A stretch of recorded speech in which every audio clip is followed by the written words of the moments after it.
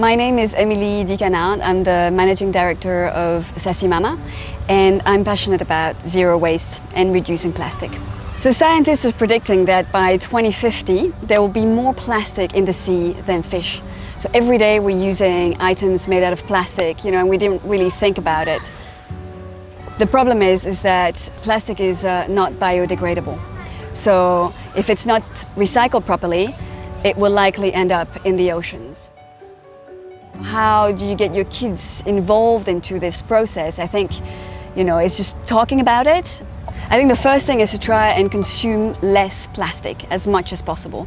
So there's a lot of easy swaps that we can do. For food containers, we can swap them to reusable ones.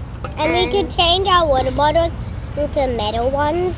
So I think it's fantastic that Resorts World Sentosa is taking the initiative to put together Oceans Fest at the S.E.A. Aquarium and to really teach them how they can help.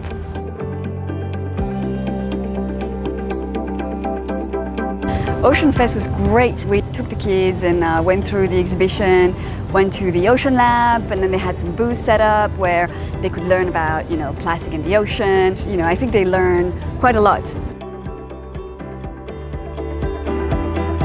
So the green workshop was particularly interesting. It's run by Terra. So they upcycle, recycle. So they were showing us how we could use fabric to make little tissue pockets.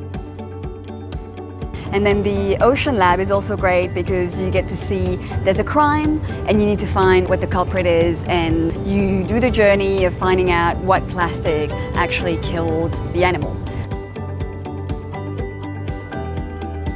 What is great about Ocean Fest is you're surrounded by the marine life and you have that contrast of the beautiful nature, and then we're learning about what is endangering them and how we want to protect it.